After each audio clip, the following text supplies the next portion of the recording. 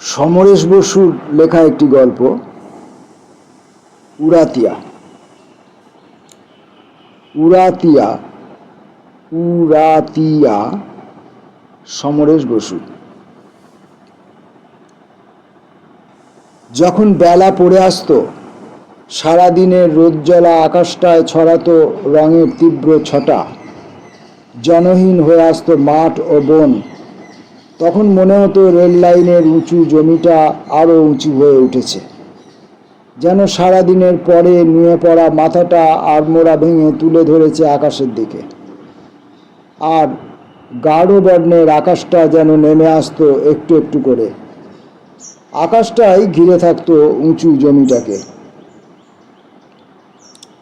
তখন দূর থেকে দেখে মনে হতো দুটো অতিকায় দানব নেমে এসে মুখোমুখি দাঁড়িয়েছে ওই উঁচু জমিতে। বিশ্ব সংসারের এই নির্জনতাও সুযোগে তারা নেমে এসেছে ধরাতলে। আকাশের অনেকখানি জুড়ে থাকতো তাদের বিশাল দেহ।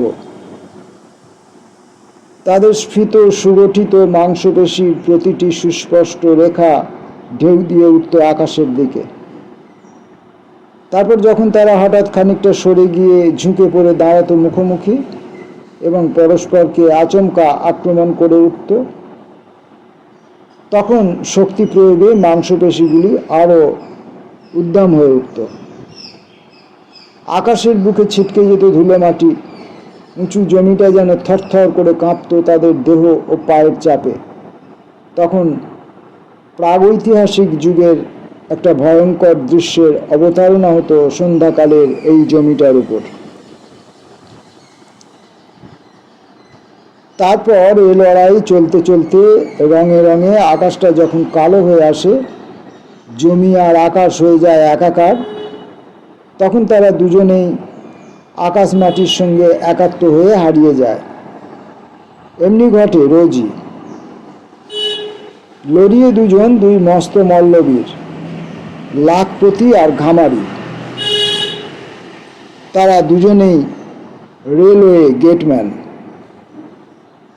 মফস্বল শহর থেকে মাইল 7-8 দূরে, স্থানীয় স্টেশন থেকেও প্রায় 2 মাইল দূরে। মাঠের মাঝে ক্রসিং গেট, লাইনের পূর্ব দিকে গ্রামটা কিছুটা কাছে, পশ্চিমের গ্রামটা একটা ঝাপসা কালো রেখায় মিশে থাকে আকাশের গায়ে।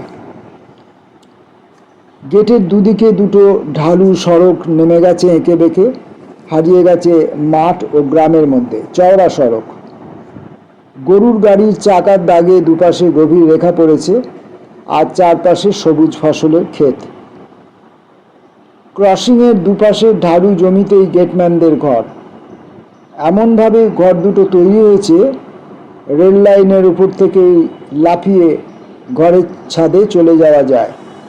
এপার থেকে ওপারের ঘর দেখা যায় না, এপার থেকে ওপারের। কাছাকাছি কোনো বড় গাছপালা নেই, পাখির জটলা বড় একটা শোনা যায় না। এখানে সারাদিন ফড়িং রঙিন পাখা মেলে অবাধে উড়ে বেড়ায়। ঝিঝির গলা ফাটানো ডাক আরও ভারী করে তোলে নৈশব্দকে। সারাদিনে লোকেরও যাতায়াত কম এই পথে। সকালে আর বিকালে দেখা যায় কিছু লোককে যেতে, হয়তো যায় কয়েকটা গরুর গাড়ি সারাদিনে। তাও গরুর গাড়িগুলোকে অধিকাংশ দিনই বেশ খানিকক্ষণ ধরে দাঁড়িয়ে থাকতে হয়। কেননা এই সীমান্তের যারা প্রহরী, লাখপতি আর ঘামারি, তাদের যতক্ষণ দয়া না হবে ততক্ষণ সীমান্ত দ্বার খোলার উপায় নেই। তারা অবশ্য লোক খারাপ নয়, কিন্তু এই নির্জন গ্রামের সীমানায় চাকরি ছাড়া জীবন ধারণের যে আরেকটি মাত্র দিক তাদের আছে, তা হলো মল্লযুদ্ধ। সেজন্য দেহ তৈরি কাজটি তাদের সর্বাগ্রে। যখন ঘন্টার পর ঘন্টা তাদের তৈলমর্দনের সময়, কিংবা সকালের বুক ডন বৈঠকের উত্তেজনায় চোখ লাল, ডন বৈঠকের উত্তেজনায় চোখ লাল, মাথাটা অবসাদগ্রস্ত, আর দেহের শিরায় শিরায় রক্ত প্রবাহ পাগলা গতিতে থাকে লাফাতে, তখন পাচনবাড়ি হাতে কোনো গাড়োয়ানের খোলেন গো পবন পো শব্দ তাদের কানেই ঢোকে না। পবন পো কথাটি খুব শ্রদ্ধা ও ভয়ের সঙ্গেই গাঁয়ের লোক তাদের বলে। তারাও সাগ্রহে ও আত্মসন্তোষের সঙ্গে এই সম্মান গ্রহণ করে, কেননা পবনপুত্র বলতে ভীম এবং হনুমানকেই নাকি বুঝিয়ে থাকে। লাখপতি আর খামারি পরস্পরকে তারা ওই শক্তিমান বীর দুজনেরই অংশ বিশেষ বলে মনে করে, আর দুই বীরেরই পূজারী তারা। বজরংবলী তাদের দেবতা, অর্থাৎ বীরশ্রেষ্ঠ হনুমান। কথাটা মিথ্যে নয়। এই নির্জন পরিবেশে লোকালয়ের বাইরে দূর প্রান্তরে তারা দুই বন্ধু যেন গহন অরণ্যের দুটি জীব। এখানে এই পরিবেশে তারা একাত্ম ও মুক্ত। লাখপতি এখানে এসেছিল তার 20 বছর বয়সে, খামারি তার চেয়ে বড় বছর দুয়েকের। আজ 10 বছর ধরে তারা একত্র রয়েছে। এই 10 বছরের মধ্যে তারা কখনো ফারাক হয়নি। এই 10 বছরের মধ্যে পৃথিবীতে হয়েছে অনেক ওলটপালট, অনেক রাজ্য ভেঙেছে গড়েছে, অনেক মানুষ বেঁচেছে মরেছে, নদী ভিন্ন পথ ধরেছে, নতুন স্থলভূমি দেখা দিয়েছে, ঘটে গেছে ভৌগোলিক পরিবর্তন। এমনকি ওই দূরের গ্রামগুলিতেও পরিবর্তন হয়েছে কিছু কিছু, কিন্তু এখানে কোনো পরিবর্তন নেই। উদার আকাশের তলায় এই নির্জন লেভেল ক্রসিংয়ের দুপাশে যেন পৃথিবীর কোনো দুর্গম অঞ্চলের প্রাগৈতিহাসিকতা বিরাজিত। পরিবর্তন যেটুকু হয়েছে সেটুকু লাখপতি আর ঘামারির দেহে ও রক্তে। দিনে দিনে তাদের দেহের রূপ বদলেছে, সঞ্চিত হয়েছে রক্ত, স্ফীত হয়েছে মাংসপেশি। এখন ক্রমে বাধাহীন হয়ে উঠেছে তাদের রক্ত প্রবাহ। দেহের মধ্যে সে অস্থির, প্রতি মুহূর্তে একটা ভয়ঙ্কর বন্যতা ফেটে পড়তে চাইছে। ক্রমশ অধ্যাবসায়ে একদিন যা ছিল কোমল, সুন্দর ও সুগঠিত, আজ তা বন্য পাহাড়ের মতো খোঁচা খোঁচা পাথর। তাদের প্রেম ভালোবাসা, তাদের হাসি মুখ, আলাপ আলোচনা সব এই দেহকে ঘিরে। এই দেহ পরস্পরের সঙ্গে মল্লযুদ্ধই বন্ধুত্ব। আর দিনে দিনে পরিবর্তন হয়েছে রেল লাইনের তারের বেড়ার বাইরে তাদের মল্লভূমির প্রশস্ত স্থানটুকু। সেই মাটিটুকুকেও তারা দেহের মতো ভালোবাসে, দেহের মতোই তার সেবা করে, তার প্রতিটি কণাকে তৈরি করে। এই মাটিতে তাদেরই গায়ের গন্ধ, তাদেরই ঘামে, তাদেরই উত্তাপে শুকনো ও ঝুরঝুরে। এবেলা ওবেলা, দিনে ও রাতে কয়েকবার করে নিশান দেখানো নীল আলো তাদের কাছে কোনো কাজই নয়। মাসে তারা একবার করে 7-8 মাইল দূরের জংশন স্টেশনে যায় মাইনে আনতে। খোরাকি ও দরকারি বস্তু কিনে নিয়ে আসে তখনই। বাদবাকি দরকার দিনে একবার করে গায়ে গেলেই মিটে যায়। তাদের দুজনে দুটো গরু আছে, কিনতে হয়নি, দিয়েছে পুষতে না পারা হাতে গাঁয়ের লোকেরা। গরু পুষতেও তাদের ভাবতে হয় না, লাইনের ধারে বেঁধে দিলেই জীব দুটির পেট ভরে। রাত্রে কিছু যাবার জল, তাইতেই দুধটা তাদের লাভ। সকালের দুধটা একজন এসে নিয়ে যায়, বিকালের দুধ তারা তাদের কুস্তির পর জলের মতো কাঁচাই পান করে। রাধে খায় একসঙ্গে, রাত্রে শোয় আলাদা। সকাল থেকে রাত পর্যন্ত এই কাজগুলি সামান্য, কিন্তু এই নির্জন পরিবেশে যা একদিন প্রয়োজনের জন্য তারা আরম্ভ করেছিল, আজ তা দারুণ নেশার মতো জড়িয়ে ধরেছে রক্তের মধ্যে। অসামান্য দেহচর্চা। রাত পোহালেই রক্ত প্রবাহে জাগে কলরল। দেহের মধ্যে আছে তাদেরই অপরিচিত আর একটা খ্যাপা জীব। সময়ের একটু এদিক ওদিক হলে প্রতিটি ধমনীতে সে পাগলের মতো খোঁচাতে থাকে, ছুটোছুটি করে। তখন আর চুপ করে বসে থাকা যায় না। তখনই ল্যাঙটেটে তুলসী মঞ্চের গর্তে সযত্নে রক্ষিত হনুমানের ছোট্ট মূর্তিটাকে নমস্কার করে বুকডন বৈঠকে মেতে যায় তারা। বিকাল না হতেই আবার সেই বজরংবলীর পূজা, তৈলমর্দন, ব্যায়াম ও মল্লযুদ্ধ। মল্লযুদ্ধের শেষে দুধের মধ্যে বাটার সিদ্ধি মিশিয়ে খায়। খেয়ে গরিলার মতো রক্তবর্ণ দুটি চোখে স্নেহ ও সোহাগ ভরে দেখে শুধু নিজেদের দেহ, যেন তাদেরই পোষা দুটি অতি স্নেহের জীব এই দেহ দুটি। এই সময়ে তাদের অতি ভয়ঙ্কর দেখায়। মাথা আর ঘাড় তাদের সমান হয়ে উঠেছে, কোথাও যেন উঁচু নিচু নেই। কান দুটো আঘাতে আঘাতে দুমড়ে চেপটে যেন অনেকখানে মিশে গেছে। মল্লবীরদের নিয়ম তাই, কান পিটিয়ে পিটিয়ে একটা ডালা ডুমরি গোছে করে ফেলতে হয়। সেই কানে আবার অতি যত্নে পরানো আছে সোনার মাকড়ি। নাকগুলো চেপটে এঁকে বেঁকে গেছে, চোখের কোল ও গালের মাংস শক্ত খোলা, চোখ দুটো ঢাকা পড়ে গিয়েছে কোটরে। ঘাড়ের মাংসপেশি যেন নিয়ত আক্রমণোদ্যত ভল্লুকের মতো ঠেলে হুমড়ি খেয়ে পড়েছে সামনের দিকে। তারা বসে থাকে মুখোমুখি, আর তাদের মুখোমুখি হাঁ করে চেয়ে থাকে মাঠ, বন, সটপিলো সড়ক আর আকাশ। তাদেরই ক্লান্তি ও অক্লান্তিতে বিরতি দিয়ে ডেকে ওঠে ঝিঝি। তখন ঘামারি হয়তো বলে, আচ্ছা লাখুয়া, ভীমের চেহারাটা কীরকম ছিল বলতে পারিস? কথাটার মধ্যেই ঠাট্টার আভাস নেই। লাখপতি একটু ভেবে বলে, ঠিক বলতে পারছি না, তবে শুনেছি দৈত্যের মতো। তা নইলে আর হিড়িম্বা রাক্ষসীকে মেরে ফেলেছিল? ঘামারি বলে, ঠিক। ভীম, হনুমান এদের নিয়ে প্রায়ই তারা এরকম আলোচনা করে, ইচ্ছে করে নয়।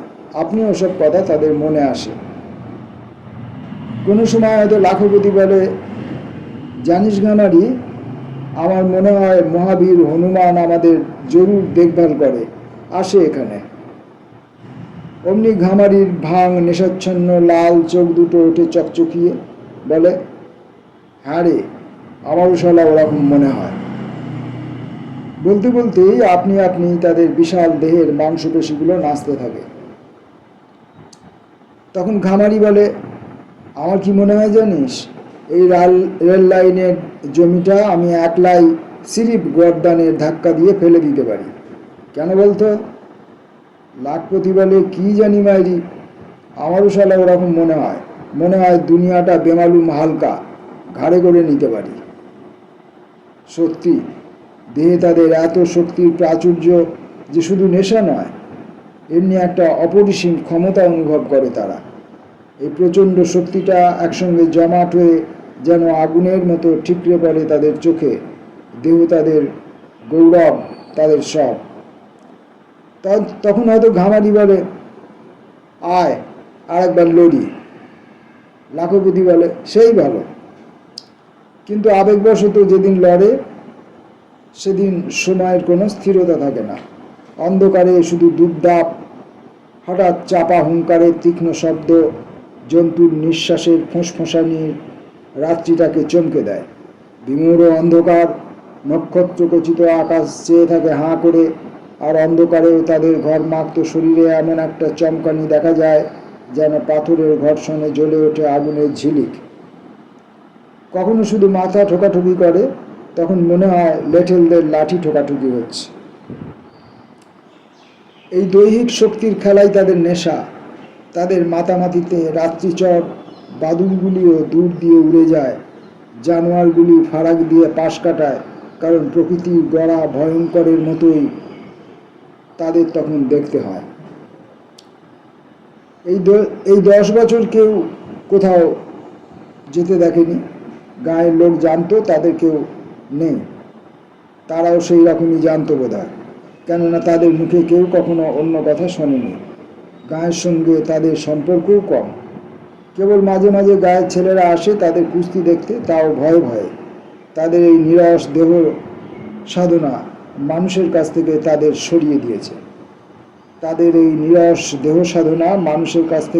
সরিয়ে দিয়েছে। নীল পুজোর দিন গায়ের মেয়েরাও আসে, আর সপ্তাহে একদিন শুক্রবার কিছু ভিড় হয়। ওই দিন হাটবার ক্রসিং পেরিয়ে যেতে হয় হাটে, সেই জন্যই ভিড়। লোকে যেমন জানতো তাদের কেউ নেই, তারাও সেই রকমই বিশ্বাস করত। কেননা ঘামারির বউ মরে গেছে দেশে থাকতেই, তার আর কেউ নেই। তারপর থেকে সে এখানে আছে। লাখপতিও পিতৃমাতৃহীন, ভাই বোনও নেই। ভগবান জানে তার বাপ মা কি ভরসায় তার নাম রেখেছিল লাখপতি। 5 বছর বয়সে তার বিয়ে হয়। 10 বছর বয়সে বাপ মা তাকে সংসারে একাকী করে রেখে গেছে। না ঘর, না খেতি জমি। ভাগ্যি ভালো, খুড়ো ছিল শিয়ালদা লোকর কুলি। সে বেঁচে থাকতেই জুটিয়ে দিয়েছিল কাজটা। 5 বছর বয়সে বিয়ে হয়েছিল। নিয়ম হচ্ছে বরকনে বড় হলে, জোয়ান হলে গাওনা হয়, ওইটি আসল বিয়ে। তখন থেকে স্বামী স্ত্রী একসঙ্গে ঘর করে। কিন্তু লাখপতির ভাগ্যে তা ঘটে ওঠেনি। কি দিয়ে গাওনা হবে, বউ আসবে কোথায়? তারপরে কাজ জুটেছে এই বাংলাদেশে। কেউ তাকে দেশে আজ অবধি ডাকেনি, সেও যায়নি। বউটাকে হয়তো আর কেউ ঘরে তুলেছে, কিংবা বাপ মা বিক্রি করে দিয়েছে কাউকে। কিন্তু সে কথা 10 বছরের 10 বারও তার মনে পড়েছে কিনা সন্দেহ। এমনকি 5 বছরের সেই স্মৃতির কণাও নেই তার মনে। নারী সংক্রান্ত কথাবার্তা তাদের আলোচনায় খুব কম। ওদিক থেকে তারা নির্বিকার ও নির্লিপ্ত। গায়ের কোনো মেয়ের সঙ্গে দেখা হওয়া ও মেশার অবসর নেই তাদের। তারা আছে তাদের কাজ, দেহচর্চা, মল্লযুদ্ধ নিয়ে। তারা শোনে শহরের মল্লযোদ্ধাদের কথা। তারা শহরে গেলে শহরের লোকেরা হাঁ করে তাকিয়ে থাকে তাদের দিকে। তবু তাদের এই অসীম শক্তি, বিশাল দেহটার মধ্যে কি যেন আটকা পড়ে আছে। যেন একটা খাঁচায় পোড়া পাখি ছটফট করছে সবসময় এই মুক্তির জন্য। কিন্তু এই পরিবেশ ও দেহ ভেদ করে সে কখনোই বাইরে আসতে পারে না। এই যে কিসের বন্ধন তারা জানে না, তবু একটা দুর্বোধ্য আবেগ আসে তাদের মনে। তাও এতই ক্ষণস্থায়ী যে আবার তারা মল্লভূমিতে ঝাঁপিয়ে পড়ে। ক্লান্ত হলে পড়ে ঘুমিয়ে। ঘুম ভেঙেই গর্ব ও আনন্দ ভরে তাকায় পাহাড়ের বুকের দিকে, নাড়া দেয় মাংসপেশি, যেন পাথর কাঁপছে। তারপর আধ ঘুমন্ত আর মাতালের মতো কাজে হাত দেয়। দেহ প্রধান, মস্তিষ্ক যেন কোনো কুলুপ কাঠি দিয়ে আটকানো, অবসাদগ্রস্ত, নিষ্ক্রিয়। হৃদয়টাও কেমন যেন আবদ্ধ, অন্ধকার। এই তাদের জীবন। এমনি অবস্থায় একদিন হেমন্তের মাঝামাঝি এক দুপুরে গাঁয়ের ডাকঘরের পিয়ন এসে ডাকল, কই গো পবন দাদারা? জবাব এলো, এখন দরজা নাই খোলা যাবে গো। পিয়নটা অবাক হয়েছিল, চিঠি দেখে হাঁক দিল আবার, লাখপতি চামারিয়া কে আছেন গো আপনাদের মধ্যে? লাখপতি চামারিয়া? 2 মল্লবীরই উঠে এলো দিবানিদ্রা ছেড়ে। তারাও বাড়ি অবাক। লাখপতি বলল, কি হয়েছে? আপনার নাম লাখপতি চামারিয়া? এই গ্রাম্য বাঙালি পিয়ন চামারিয়া পদবিটা একটা বর্ণ হিন্দুর পদবি ঠাউরেছে বোধহয়। লাখপতি, হ্যাঁ হ্যাঁ, আপনার একটা চিঠি আছে। ইংলিশ চিঠি? না, হিন্দি। বোঝা গেল অফিসের নয়। লাখপতি আর ঘামারি মুখ চাওয়াচাই করে। মাটি কাঁপিয়ে গিয়ে চিঠিটা নিল। পড়বে কে? ঘামারি সামান্য পড়তে জানে, তবে দেহাতি অক্ষর। সৌভাগ্যের বিষয়, চিঠিটা ধুলো কাদা মাখা দোমড়ানো হলেও দেহাতি ভাষায় লেখা। পিয়ন বললে, 6 মাস আগে চিঠিটা আমাদের হেড অফিসে এসেছে। এখানকার ঠিকানা নাই। তা কি বৃত্তান্ত? দুজনেই তাড়াতাড়ি খাটিয়া পেতে বসলো পড়তে। প্রথম অক্ষরটি পড়তে প্রায় 5 মিনিট লাগলো। পিয়ন বিদায় নিল হতাশ হয়ে। বিকালের দিকে চিঠি পড়া শেষ হলে তারা অবগত হলো চিঠিটা দিয়েছে লাখপতির বিধবা খুড়ি। বক্তব্য, সে এবার মরবে। আশা করছে এতদিনে লাখপতি গুছিয়ে নিয়েছে, সে যেন তার বউকে এবার নিয়ে যায়। বউ খুড়ির কাছেই আছে। তাই উপদেশ হচ্ছে জোয়ান আওরাত। তার উপদেশ হচ্ছে জোয়ান আওরাত, খড় নদীর নৌকা, মাঝি হাল না ধরলে এবার তরি যাবে, অতএব আর দেরি নয়। দুজনেই তারা তাদের এবড়ো খেবড়ো মুখ দুটো আরো ভয়ঙ্কর করে বসে রইল। জীবনে একটা বাধা এসে উপস্থিত হয়েছে, নিতান্ত আচমকা। হোক দেহের মধ্যে সীমিত, তবু জীবন ওখানেই পরিপূর্ণ। দেহের নানা স্থানে কতগুলি মাংসপেশি ফুলে ওঠে, অস্বস্তিতে থমকে রইল। ঘামারি বলল, আওরাত। লাখপতি বলল, এখানে। একটা ধিক্কার দেখা দিল তাদের চোখে। কিন্তু এদিকে বিকালের অস্থিরতা মাথা চাড়া দিয়ে উঠল তাদের রক্তধারায়। কথা অসমাপ্ত রেখে নেশার ডাকে সাড়া দিতে চলল তারা। দুজনেই ঝাঁপিয়ে পড়ল নরম মল্লযুদ্ধে, নরম মল্লক্ষেত্রে। তারপর রাত্রে যখন দুধ সিদ্ধি খেয়ে বসলো দুজনে, তখন এই ভাবনা ঘিরে এলো আবার তাদের মনে। দেহকে ঘিরে তাদের ঘোর স্বার্থপরতা। পৃথিবীর আর সব দিক থেকে এমনইভাবে বিমুখ করে রেখেছে চোখ ও মন। তাদের দেহ সাধনার যে পরম আনন্দ, তাতে নিরানন্দের অন্ধকার ঘন হয়ে আসছে। এই দেহ থাকলে তার সুখ, পরমাণু ও ভগবান। ঔরত্ব তাতে শুধু ক্ষয় ধরিয়ে দেবে। অন্ধকারের মধ্যে পরস্পরকে দেখলো একবার, তারপর স্থির হলো এটা নিশ্চয়ই মহাবীরের ইচ্ছা, সুতরাং আনতেই হবে। তবে লাখপতি তার এই দেহের ভাগ তাকে দেবে না। দুই বন্ধু এই স্থির করলো, বউ থাকবে নিজের কাজ নিয়ে। তারপর ছুটি নিয়ে লাখপতি দেশে গেল, নিয়ে এলো বউ। ২৬ বছরের এক মেয়ে, নাম উরাতিয়া। খুড়ি শাশুড়ির ঘরে কৃতদাসীর মতো খেটে যাওয়া মেয়ে, স্বাস্থ্য ও যৌবনে পূর্ণতার সুগঠিত দেহ, বেশ আঁটো, সামান্য খাটো, রংটা আধা ফর্সা, রূপসী বলা যায় কিনা জানি না। তার নিরাভরণ শরীরের পুষ্ট, হাতে পায়ের গোছায় একটা বিহারী রুক্ষতা, কিন্তু চোখ দুটি ভরা, কালো দিঘির মতো ভাসা ভাসা অথচ গভীর। আর হয়তো প্রথম স্বামীর সাক্ষাতের গোপন লীলায় একটা দুর্বোধ্য হাসি তার গালের টোলে। একটা হলদে শাড়ির ঘোমটা টেনে সে এলো লাখপতির সঙ্গে, হাতে পুঁটুলি ঝুলিয়ে। এলো নির্জন মাঠের বুকে, লেভেল ক্রসিংয়ে ঢালু জমির কোলে, গেটম্যানদের ঘরে। একদিন যাদের পদক্ষেপে ঘরটা কাঁপত, আজ আর একজনের পদসঞ্চারে সেই ঘর নিঃশব্দ কিন্তু বিচিত্র শিহরণে পুলকে ভরে উঠল। মল্লবীরের সাজানো গোছানো গুমটি ঘরে এলো আলো, হাওয়া বইল। ঘামারি এসে দাঁড়ালো। লাখপতি দুহাতে জড়িয়ে ধরল তাকে, বুকে বুক ঠেকল। কয়েকদিনের যন্ত্রণাকাতর চাপা পড়া রক্ত ধারায় জোয়ার এলো আবার। তারপর দুই মল্লবীর চোখ দিয়ে চেটে চেটে দেখল দুজনকে। উজ্জ্বল হয়ে উঠল দুজোড়া চোখ। লাখপতি বলল, চল একবার দেখা যাক। ঘামারি বলল, দেখিস নি? লাখপতি বলল, ধুস শালা, মনেই হয়নি, চল একসঙ্গে দেখি গে। ঘামারি, কি আর দেখবো, আওরাত আওরাত। লাখপতি, তবু একবার। দুজনে হাত ধরে ঘরে ঢুকলো। উরাতিয়া বসে রয়েছে ঘোমটা টেনে। তারা দুজনে বসলো অদূরের খাটিয়ায়। উরাতিয়াকে দেখে আর চোখাচোখি করে। একটু পরে উরাতিয়া ঘোমটা তুলে ধীরে ধীরে মুখ ফিরিয়ে তাকালো তার কালো চোখে।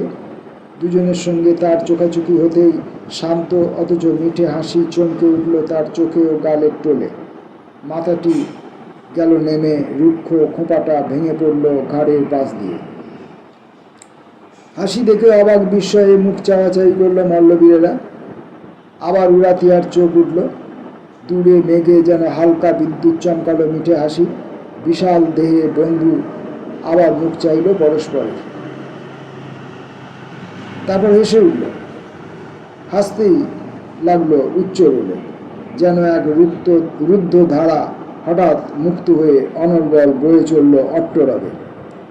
আর সেই অট্টরবের সঙ্গে এক বিচিত্র সুর যোজনা করল নুপুর নিক্কণের মতো চাপা গলার খিলিখিলি হাসি।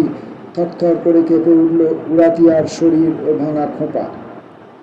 এমনই অভাবনীয়, অচিন্তনীয় এই বিচিত্র হাসির রোল যে প্রাগৈতিহাসিক যুগের ক্রসিং গেটের এই চারপাশের সীমা, তার বনপালা, সড়ক, আকাশ থমকে রইল এক মুহূর্ত। পর মুহূর্তে হেমন্তের অপরাহ্ন নেচে উঠল হাওয়ায়। ইতিহাসের যুগ ফিরে এলো যেন সমস্ত পরিবেশটায়।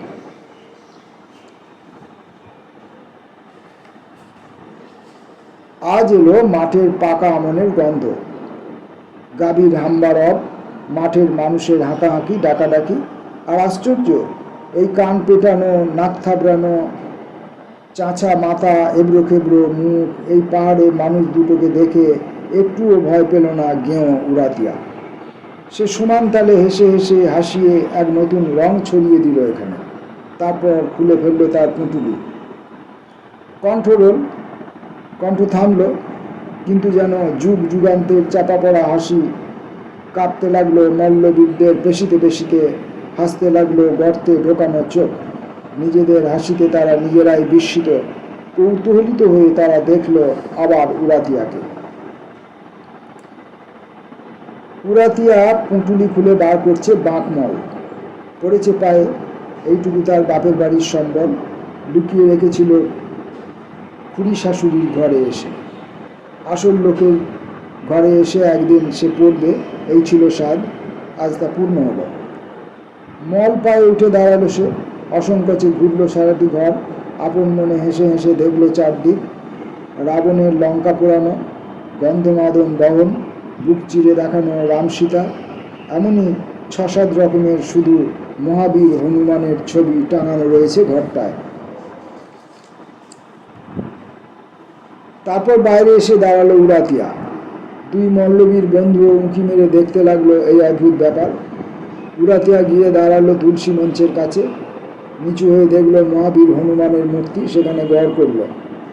মল্লক্ষেত্রের চারপাশে দুই বন্ধু লাগিয়েছে বেল ও গাঁদার চারা, সৌন্দর্যের জন্য নয়, মল্লক্ষেত্রের পবিত্রতার জন্য, হনুমানজির পুজোর জন্য।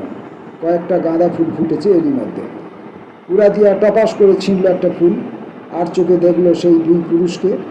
তারপর লাইন পেরিয়ে নেমে গেল ওপারে, গিয়ে খোপায় গুঁজে দিল ফুলটি। দুই বন্ধু এগিয়ে গিয়ে উঁকি দিল, দেখলো উড়াতিয়া ঘামারির ঘরটিও দেখছে ঘুরে ঘুরে। তার ঘোমটা গেছে খসে। বাইরে এসে দুজনের সঙ্গে চোকাচুকি হতেই লজ্জার বিচিত্র রাগে হেসে মুখ ঘুরিয়ে নিল। আর একটা হাসির উচ্চ রোল ফেটে পড়ল। কেন তারা নিজেরাই জানে না, কেবলই হাসি আসছে, হাসি পাচ্ছে, প্রাণ চাইছে, ভালো লাগছে। তারপর দেখা গেল তাদের গায়ে আঁচলের হাওয়া দিয়ে উড়াতিয়া দুলে দুলে চলে গেল পূবের সড়কের পাশে ছোট্ট পুকুরটিতে। স্নান করে এসে কাপড় পরে খুঁজে পেতে বার করলো দুধের বালতি। গায়ের বাঁধ থেকে সে টের পেয়েছে সময় হয়েছে দুধ দইবার। মরদগুলোর সে খেয়াল নেই, কোন দিন ছিল নাকি। একটা নয়, ঘামারি গরুরও দুধ দুইল সে। দুয়ে অবাক মুগ্ধ মল্লবীর পুরুষের সামনে এসে দাঁড়ালো, মুখ ফিরিয়ে জিজ্ঞাসা করলো, উনুন কোথায়, আগুন দেব। দুই বন্ধু বিস্ময়ে চোখাচুকি করলো, চোখে চোখেই তাদের কথা। পরস্পরের চোখের দিকে তাকালেই তারা মনের ভাব বুঝতে পারে। মল্লক্ষেত্রে এই শিক্ষাটি তারা আয়ত্ত করেছে। তাদের চোখ বোবা জানোয়ারের মতো বলাবলি করছে। এসব কি হচ্ছে? সত্যিই কি আমাদের জীবনে একটা নতুন কিছু ঘটতে বসেছে? একটা কোনো সর্বনাশ কিংবা সুখের ব্যাপার ঘটতে যাচ্ছে? তবু তাদের মস্ত বুক দুটিতে একটা খুশির বন্যা পাক দিয়ে উঠছে। ঘামারি বলল, তোর উনুনটা বার করে দে। লাখুপতি বলল, কেন, তোরটা কি হলো? তোরটাই দে। বলেই আবার কি হলো তাদের, তারা হেসে উঠল। এক নাম না জানা মোদির রসে আকণ্ঠ ভরে উঠেছে তাদের, একটা মাতলামির ঘোর লেগেছে মনে।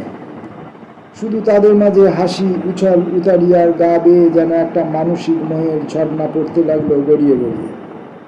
উনুন ধরল। ঘামারির ঘরে রান্না হতো এতদিন দুজনের, এবার 3 জনের রান্না চাপলো লাখপতির উঠোনে। ঘামারি তেল আর ল্যাঙট নিয়ে এলো। লাখপতির চাপা রক্তে লাগলো ঢেউ। দুজনে ঝাঁপিয়ে পড়ল মল্লক্ষেত্রে। এতদিন শুধু মল্লযুদ্ধের জন্য মল্লযুদ্ধ হয়েছে, এতদিন শুধু নানান কায়দা ও চাপা হুঙ্কা উঠেছে ভয়ঙ্কর শক্তির ঘোরে, আর থমকে থেকেছে চারদিকের পরিবেশ। আজকের লড়াই উল্লসিত। আজ প্রাণ খোলা উল্লাসের দাম ডেকেছে মল্লক্ষেত্রে। রান্না চাপিয়ে থেকে থেকে এসে দাঁড়াচ্ছে উড়াতিয়া। কখনো বাঁকা হয়ে সোজা দাঁড়িয়ে ঘোমটা তুলে খুলে চোখ বড় বড় করে, নয়তো খিলখিল হাসির বাজনা বাজিয়ে দেখছে এই অল্প সময়ের মধ্যে অসংকোচে দিয়ে উঠেছিল হাততালি। মাঝে মাঝে শঙ্কিত হয়ে লক্ষ্য করছে তার কার ক্ষমতা বেশি। আশ্চর্য, কেউ কাউকে আটতে পারছে না। ঘামারিকে ফেলে লাখপতি তার ঘাড়ে মাটি ফেলছে আর হাঁকাচ্ছে রদ্দা। তারপর বগলের তলায় হাত দিয়ে চেষ্টা করছে উল্টে ফেলতে, পারছে না। আবার পাল্টা লাখপতিকে নিয়ে চলল, চেষ্টা হলো না। তখন আবার হাসি, তিনজনের হাসি। এতদিন এই সন্ধ্যাবেলার উঁচু জমিটার উপরে আকাশের কোলে দেখা যেত দুটি দানবের মূর্তি। আজ আরেকটি বিচিত্র রূপের মূর্তি, দুটি মূর্তি ধরে দাঁড়িয়েছে তাদের মাঝখানে। আজ তারাও যেন ধরেছে মানুষের মূর্তি। মানসিক স্বপ্নের ঘোর লেগেছে আজ এখানে। তারপর দিন চলে গেল। একটা নতুন যুগের নবরূপায়ণের সূচনা ঘটল এখানে। উরাতিয়ার ছোট ঘরের মেয়ে ও বউ কৃতদাসী ছিল খুড়ি শাশুড়ির ঘরে। নিষিদ্ধ যৌবন বাসর থেকে নিহত হাতছানি দিয়ে ডেকেছে তাকে, যেমন ডাকত আরও অনেককে, যেতেও অনেকে। সে প্রতীক্ষা করেছিল একজনের জন্য। এখানে এসে তার ২৬ বছরের পিপাসিত জীবন যৌবন প্লাবিত হলো। সেই প্লাবনের ধারায় পলি পড়ল এখানকার মাটিতে, দুই মল্লবীরের মানুষের হৃদয়ে। সে একজনকে দিয়ে খুশি, পেয়ে খুশি আরেকজনকে। লাখপতি তার ১৬ আনা জীবন ও যৌবনের দেবতা। ১৬ আনার হিসাবের পর যেটুকু মানুষকে করে নিঃশঙ্ক, বুকে আনে বল, তার সেইটুকু হলো ঘামারি। ঘামারি তার সহচর। তারা তার প্রেম ও প্রীতি, ভালোবাসা ও সৌহার্দ্য, সুখে ও দুঃখে। দেবতা ও সহচর দুই মল্লবীরের মনে সে বোধ ছিল না। অবোধ খুশিতে রচিত হয়েছে তাদের নতুন জীবন। তারা এতদিন শক্তি অনুভব করেছে মাংসপেশিতে, এবার হৃদয়ে হৃদয়ে। তাদের বিশাল শক্তিশালী শরীরের মধ্যে যে বন্দি বিহঙ্গটা এতদিন ছটফট করেছে, সে অকস্মাৎ মুক্ত হয়ে ঝাঁপ দিয়ে স্নান করে নিল এক মুক্ত ফল্গুধারায়। জানত না বন্দির এই মুক্ত ফল্গুধারা হলো উরাতিয়া। এখন কুস্তির শেষে তারা দুজনে সিদ্ধি খেয়ে হাওয়ায় বসে দোলে। তখন তাদের মাঝখানে এসে বসে উরাতিয়া। আগে তাদের মস্তিষ্ক থাকতো অবসাদগ্রস্ত আর শরীরে বইত রক্ত। এখন মস্তিষ্কের একটা নতুন টঙ্কার অনুভূতি হয়। উরাতিয়া বলে ঘামারিকে, তারপর সে কথাটা বলো, তোমার বউ কেমন করে মরল? মহাবীর, ভীম নয়, কুস্তি কায়দা নয়, বউয়ের কথা। ঘামারি বলল, কি আর বলবো? লাখপতি বলে, বল না, আমিও তো কোনোদিন শুনিনি। উরাতিয়া ব্যথা পায়, অবাক হয়, বলে, সচ? ও মা, এত বন্ধুত্ব, আর এই কথাটা কোনোদিন বলা কওয়া হয়ে ওঠেনি। অমনি ঠোঁট ফুলিয়ে অভিমান ভরে বলে ওঠে উরাতিয়া, যাও, তোমরা যেন কি? বলতে বলতে চোখ ছলছলিয়ে ওঠে তার। আর ওই কথা, ওই জলটুকু তাদের গলায় একটা বিস্মিত ব্যথা, আনন্দের গোঙানি এনে দেয়। সত্যি তারা অনেক কথা এতদিন বলেছে, হেসেছে, কিন্তু এমন বিচিত্র হাসি, ব্যথা ও আনন্দ, এত অজানিত সুখ দুঃখ, হৃদয়ের ছোটোখাটো অসামান্য বিষয়ের আদান প্রদান হয়নি। অনেক কথা, অনেক হাসি, এমনকি কোনো কোনো রাতে মোটা ও হেঁড়ে গলায় বেসুরো গান পর্যন্ত শোনা যায়।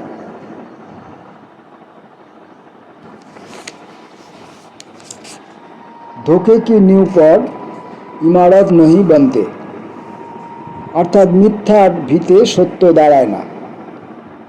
এই গানটা লাখপতি শুনেছিল কোন কালে মাইনে আনতে গিয়ে জংশন স্টেশনে।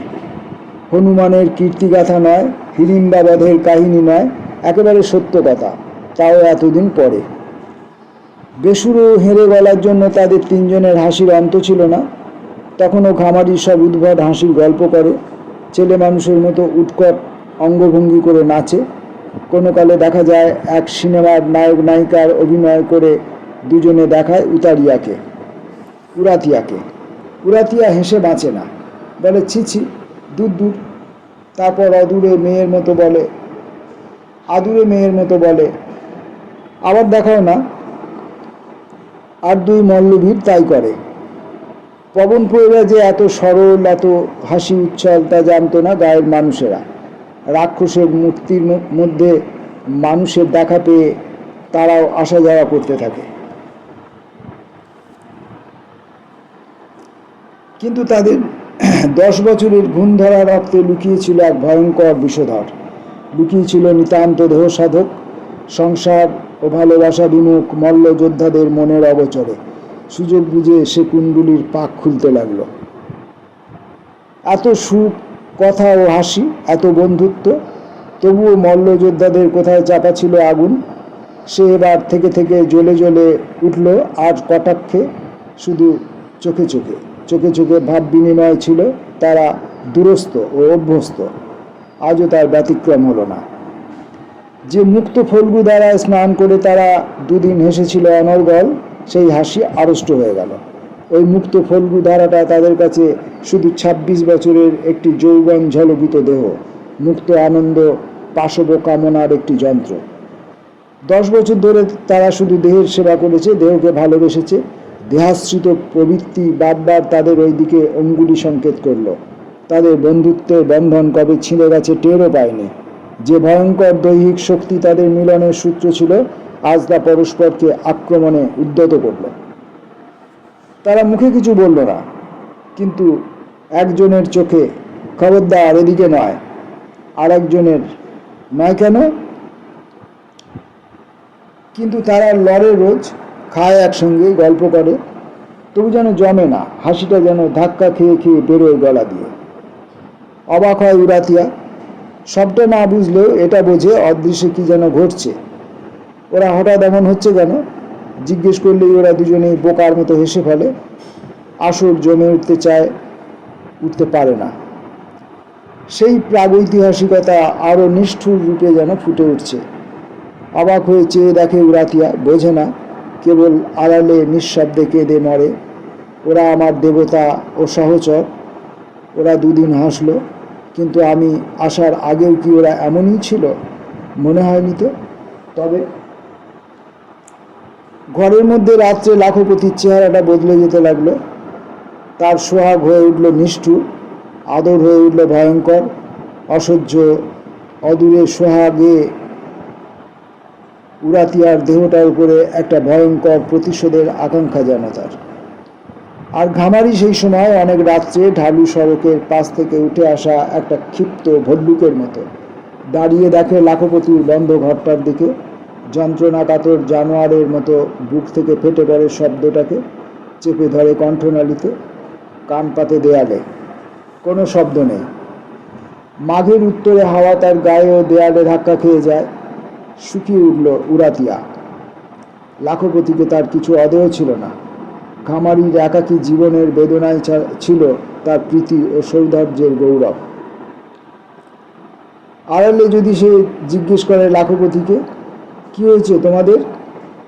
লাখপতি শুধু চেয়ে থাকে, খুঁটিয়ে খুঁটিয়ে দেখে উরাতিয়ার সর্বাঙ্গ। তারপর হঠাৎ খপ করে উরাতিয়াকে ধরে ভয়ঙ্কর আদরে দলা পাকিয়ে ফেলে। সে আদরে শুধু একটা অসহ্য যন্ত্রণা অনুভূত হয় রক্তের মধ্যে। ঘামারিও যেন তেমনই, জিজ্ঞেস করলে তেমনই করে চেয়ে থাকে, কিন্তু গায়ে হাত দেয় না, দিতে চায় যেন। উরাতিয়া ভয় পায়। এরকমই দুজন, একই চাউনি ও চেহারা, কাছাকাছি থাকলেও একসময় আলাদা করা যায় না ওদের। একই চাঁদে ওরা দুজন চলেছে, তবু ওরা লড়ে, শুধু লড়ে। তবে মহাবীরকে প্রণাম করে হাত মেলায়, তারপর লড়ে। তবু ওদের চোখে চোখ মিললেই পাথরের ঘর্ষণে যেন আগুন ঠিকরায়। লড়তে লড়তে ক্ষিপ্রতা দেখা দেয়, মুহুর্মুহু নতুন নতুন আক্রমণ চালিয়ে যায়। উরাতিয়াও যেন কেমন করে বুঝতে পারে লড়াইটা অন্য পথ ধরেছে। এই কয়েক মাসের মধ্যে বুঝেছে। সে বাধা দেয়, থামতে বলে। ওরা থামে, ছেড়ে আসে মল্লক্ষেত্র। কিন্তু ওদের ভেতরের দুটো জানোয়ার ফুঁসতে থাকে। উরাতিয়াকে মাঝে রেখে অনেকক্ষণ ধরে তারা শান্ত হতে থাকে। কিন্তু এই অবস্থাও আর রইল না। হঠাৎ লাখপতি একদিন ঘামারির উনুনটা লাথি মেরে ভেঙে ফেলল। ঘামারি বলল, ভাঙলি যে? লাখপতি বলল, ওটা পুরনো হয়ে গেছে। ঘামারি খেতে এলো না। লাখপতি বলল, খাবি নে? ঘামারি জবাব দিল, না, তোদের রান্না আর ভালো লাগে না, নিজে রাঁধবো।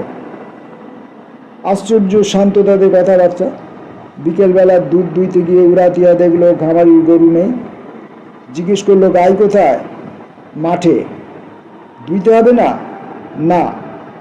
বলেই হঠাৎ ঘামারি দুহাত বাড়িয়ে দিল উরাতিয়ার দিকে। এই প্রথম উরাতিয়া দেখলো রাতের বন্ধ ঘরের ক্ষিপ্ত স্বামী লাখপতি যেন তার সামনে দাঁড়িয়ে। এতদিন ছিল চাপা বেদনা ও অপমান, আজ তার চোখে দেখা দিল রাগ ও ঘৃণা। নিঃশব্দে পালিয়ে এলো সে, নইলে ঝাঁপিয়ে পড়বে এক্ষুনি। তারপর এপার ওপার হলো, দুটো সংসার হলো। কেবল দেখা হয় মল্লক্ষেত্রে। এসে দেখে উরাতিয়া বসে হাসে, কথা বলে, কিন্তু একটা রুদ্ধশ্বাস গুনশনি নিয়ে নেমে আসে আকাশটা। লড়াইয়ের শেষে উরাতিয়া দেয় দুধ আর সিদ্ধি, ওরা খায়। হয়তো লাখপতি বলে, হিড়িম্বাকে কিভাবে মেরেছিল ভীম? ঘামারি টুটি ছিঁড়ে। উরাতিয়া কেঁপে উঠে বলে, ওসব কথা থাক। শঙ্কিত অথচ আদুরে গলায় বলে, গান গাও তোমরা একটু, আমি শুনি। গান বিদ্যুতের মতো শোনায় যেন কথাটা, আর উরাতিয়ার দুই চোখ বেয়ে জল পড়ে। কিন্তু জগৎ বিমুখ দেহাশ্রিত এই মল্লযোদ্ধাদের বুকে জেগেছে যে অজগর, সে ফুঁসছে দিবানিশি। মুক্ত ফল্গু দ্বারা স্নান করেই শেষ হয়েছে। মুক্তিটাকে দেহের মধ্যে লুফে নিতে চাইছে তারা। শীত গেছে, বসন্ত এসেছে, রাত এসেছে, ঢালু সড়কে ধুলো উঠছে, গাছগুলি পাগল হয়েছে। সেদিন শেষ গাড়িটা যায়নি তখনও। লড়াই শেষ করে বসেছে দুজন, পরস্পরকে বারবার আক্রমণ করছে তারা, এমনকি আইন ভঙ্গ করে আঘাত করছে। সেই জন্য ঘামারির কপালটা উঠেছে ফুলে, আর লাখপতির ঠোঁটের কষে রক্ত। উরাতিয়া নিয়ে এলো দুধ সিদ্ধি। বুক ফেটে যাচ্ছে এই দুই বন্ধুর লড়াই দেখে। তার জন্য ওরা আজ পরস্পরকে ঘৃণা করছে, লড়ছে। কিন্তু কেন? কেন? সে ওদের বুকে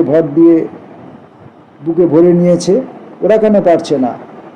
তবু হাসতে চাইল, আর চোখ ফেটে জল এলো। ভগবান, ওরা মানুষ চেনে না, ভালোবাসে না, হাসে না। আমি হাসতে হাসতে এলাম, ওরাও দুদিন হাসলো। তারপর এই যন্ত্রণা। সে কি শুধু আমি? তবে কৃতদাসী আমি ছিলাম ভালো?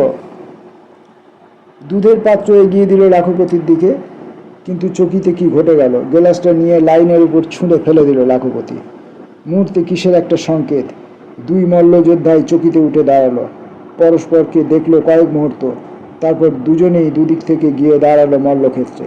উরাতিয়া ব্যাকুল গলায় বলল, আর না, আর লড়ো না। কিন্তু ততক্ষণে একটা আচমকা রদ্দা মেরে ঘামারিকে ছিটকে ফেলেছে লাখপতি। কিন্তু চকিতে ঘামারি লাফ দিয়ে উঠেছে। তারপর পরস্পর ঝুঁকে দুজন কয়েকবার নিঃশব্দে পাক খেলো চারপাশে। অন্ধকারেও তাদের জ্বলন্ত চোখ দেখছিল পরস্পরকে। উরাতিয়া ছুটে এলো মল্লক্ষেত্রের মাঝখানে। পায়ে পড়ি, ওগো পায়ে পড়ি, থামো। কিন্তু তাকে এড়িয়ে বন বেড়ালের মতো নিঃশব্দ উল্লম্ফনে ঘামারি লাখপতির পা দুটো ধরে তাকে নিয়ে সশব্দে পড়ল মাটিতে। আর তাদের দেহের ধাক্কায় লাইনের তারের কাছে ছিটকে গেল উরাতিয়া। চিৎকার করে উঠল, থামো। থামবে না। প্রাগৈতিহাসিক সেই জানোয়ার দুটো আজ ইতিহাসের যুগকে ত্বরান্বিত করার জন্য নিজেদের বোধহয় শেষ করবে। দেখা গেল লাখপতি পা ধরে পাক দিচ্ছে, ঘামারি শূন্যে তুলে আছড়ে ফেলতে চাইছে, কিন্তু লাখপতি আঁকড়ে ধরে আছে মাটি। পর মুহূর্তেই আবার দেখা গেল দুজনেই জাপটাজাপটি করে গড়াগড়ি দিচ্ছে, হুঙ্কার ছাড়ছে, পরস্পরের গলা টিপে ধরার চেষ্টা করছে। তারপর দেখা গেল একজনকে চিৎ করে ফেলে গলা টিপে ধরেছে আরেকজন দুপায়ের মাঝখানে চেপে ধরেছে গর্দান, আর একটা ভয়ঙ্কর গুণানি। দূর থেকে একটা আলো এসে পড়েছে মল্লক্ষেত্রে, কিন্তু আমৃত্যু এই হিংস্র লড়াই। সেই আলোর উতারিয়া দেখল, সেই আলোয় উরাতিয়া দেখল পাথরে পাথরে ঘর্ষণ হচ্ছে, রক্ত ঝরছে পাথরের গায়ে। আলোটা ক্রমে তীব্র হচ্ছে, শেষ গাড়িটা আসছে। উরাতিয়া মরিয়া হয়ে ওদের দুজনের উপর ঝাঁপিয়ে পড়ল, তার নরম হাতে আঘাত করলো, চিৎকার করে উঠল, থামো, থামো, থামো বলছি। কিন্তু তাদের পরস্পরের পেছনে শুধু তীব্র গোঙানি, ছিটকে যাচ্ছে মাটি, খাদ হয়ে যাচ্ছে মল্লক্ষেত্র। উরাতিয়া অস্থির অসহায়ভাবে উঠে দাঁড়ালো, মরবে, হয়তো দুজনেই মরবে তার চোখের সামনে। শুনবে না, কিছুতেই শুনবে না। এই ভয়ঙ্কর দৃশ্য থেকে চোখ ফিরিয়ে সে অপলক দীপ্ত চোখে তাকিয়ে রইল। দ্রুত এগিয়ে আসা আলোর দিকে। অসহ্য ঘৃণায়, অপমানে, বেদনায়, অভিমানে অভিশাপ দিতে চাইল সে। দিতে গিয়ে আরও জোরে কেঁদে উঠল। আরেকবার ওদের দিকে দেখে চোখে হাত দিল। গাড়ির শব্দটা কানের কাছে বেজে উঠে মাটি কাঁপিয়ে তুলতেই ঝাঁপিয়ে পড়ল সে লাইনের উপর। তারপর একটা তীব্র চিৎকার। ইঞ্জিনের গায়ে ধাক্কা খেয়ে চূর্ণ বিচীর্ণ মাথাটা নিয়ে সে আবার ছিটকে পড়ল মল্লক্ষেত্রের সামনে। গাড়িটার শব্দের সঙ্গে সঙ্গে হারিয়ে গেল পিছনের রক্ত ক্রুদ্ধ চোরের মতো লাল আলোটা। হয়তো উরাতিয়ার মৃত্যু চিৎকারটা তাদের পাশবিক মল্লযুদ্ধের চেয়েও তীব্র ভীষণ জোরে বেজে উঠেছিল। হঠাৎ মল্লযোদ্ধাদের দুজনেরই হাত শিথিল হয়ে উঠল। দুজনেই তারা ছেড়ে দিল পরস্পরকে। দুজনেই উঠল, দুজনেই ফিরে তাকালো উরাতিয়ার শরীরের দিকে। মুহূর্তে চমকে দুজনেই টলতে টলতে এসে বসল উরাতিয়ার দুপাশে। তাদের মতো ভয়ঙ্কর মানুষরাও দারুণ আতঙ্কে যেন শিউরে ডুকরে উঠল। কে লাখপতি, কে ঘামারি, আর তাদের চেনা যায় না। তারা একরকম দেখতে, একই তাদের কণ্ঠস্বর, একজনেই দুজন। একজন যেন দূর থেকে চাপা গলায় ডাকলো, উরাতিয়া। চকচকে অন্ধকারে উরাতিয়ার সর্বাঙ্গের রক্ত। সে নিঃশব্দ, নীরব, সে মারা গেছে। আর একজন ডাকলো, উরাতিয়া। কোনো শব্দ নেই। তারা আবার দেখলো পরস্পরকে, আবার উরাতিয়াকে। তারপর ভূমিকম্পের পাথরের মতো কেঁপে উঠল তাদের বিশাল শরীর দুটো। বোবা, করুণ, অসহায় জীবের মতো কাঁপতে লাগলো। আর রক্তের ও চোখের জলের নোনা স্বাদে ভরে উঠতে লাগলো মুখ। তারা আবার ডাকতে চাইল, উরাতিয়া, কিন্তু পারল না। শুধু বুকে বাজতে লাগলো, উরাতিয়া, উরাতিয়া। একদিন তারা দেহাশ্রিত বদ্ধ জীবনবোধে আশ্রয় নিয়েছিল এখানে। তারপর মুক্তি এসেছিল।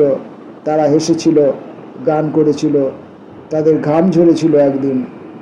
আজ রক্ত পড়ল, চোখের জলে ভিজল মাটি। শুধু নিথর পড়ে রইল সেই মেয়ে উরাতিয়া।